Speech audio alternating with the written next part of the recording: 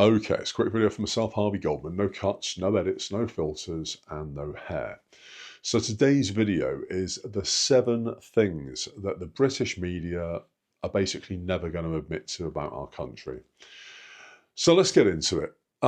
If you've read any headlines recently in any of the newspapers, you'd be forgiven for thinking that Britain's absolutely thriving. But here's what the press are never going to tell you. So, number 1. Who actually owns the media? Well, you might be surprised to find out that 70, in fact, almost as much as 80% of newspapers in the UK are actually owned by just 3 megacorps. You've got News UK, you've got Reach, and you've got DMG, which are part of the DMGT group. So basically, these 3 megacorps run most of the news that you read. They decide what they cover, they decide who covers it, they decide how it's covered, what they choose to omit, what fluff they choose to put in, and all of this is then filtered through billionaire interests. So basically, if they've been, let's just say, funded, or they've had a sponsor for a story or whatever it might be, or if it's in the interest of a political sway that they want to instill, they can cultivate, shape, and bend the news any way they want and just bang it out. And there's no one to stop them. So that's pretty bad. That is pretty bad. Number 2, the BBC and its political rot. Now, you're obviously aware that the BBC for years has been very lopsided. Their coverage of what should be key stories, key news events, has been really lackluster. It's no surprise that former BBC board members have been tied to Tory donors. So therefore, again, the BBC, meant to be for the people, meant to be impartial, it's warped, it's twisted, it's not fit for purpose. And that's without going into the extracurriculars that some of the employees of the BBC like to indulge in, and we'll leave that there. Number 3, you've got the vanishing of real wage reporting. Now, we know that wages went up 4%. We know that inflation went up 6%. Basically, that's a pay cut. But the media spun this to make it feel like wage growth. There's a massive silence on the class wealth gap, and it is widening. In fact, it's a canyon. Number 4, corporate profits.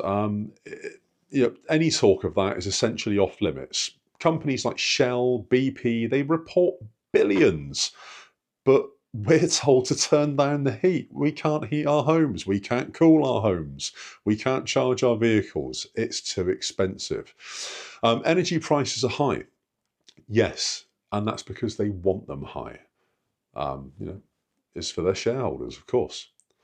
Number 5, homelessness and class poverty. Homelessness and poverty always gets blamed on individuals. Very often, people are victims of circumstance.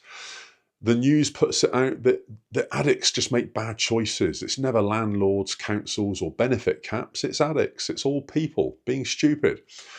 Destitution gets moralised, not analysed. And this is a big mistake. Number 6, and this is a massive one right now, immigration. We're being conveniently distracted from immigration. Complex economic failures are blamed on immigration because it's just the easy way out. They rarely mention that most migrants, in fact, are working, are tax paying. However, they didn't get here legally, which is the rub. So there are many migrants that come over that do it the proper way. They come in, they pay their taxes, they wait their time. And those people, if they've put into the system, my own view is that yes, they should be allowed, after a certain time period of putting in, they should be allowed to then take out of it. But the current system where we're just letting people come across on boats and wait 12 weeks and then giving them houses, mobile phones, monthly pocket money, that's mental. But it goes unreported. Number 7, you've got culture wars over class. So rows about statuses, about flags, about bathrooms. All of this absolute BS, it dominates the headlines. It's distraction tactics from the real news. Meanwhile, there's zero coverage of record profits, NHS sell-offs, people that are wealth hoarding, people that are tax evading. You don't get any of that reported. I wonder why. So you're not misinformed, you're underinformed. And there's a massive difference, and this is by design. So look, let me know in the comments, what stories do you think they're hiding? Has there been anything that's come out, or maybe not come out in the news, that you think that these mainstream outlets really should be covering? I know that the biggest story recently was Katy Perry going into space. I'm sure there are much more important, societal and economic issues that we could be focusing on and getting the message out there, rather than Katy Perry going into space for 12 minutes with a daffodil or a daisy or whatever she took up there. It's mental. But look, drop it in the comments. Let me know. What do you think the media is hiding? I'm sure it's a lot more than we realise. There'll be another video tomorrow, so remember to like, follow, subscribe. It all helps me. And YouTube will put another video there somewhere. Goldman, peace out.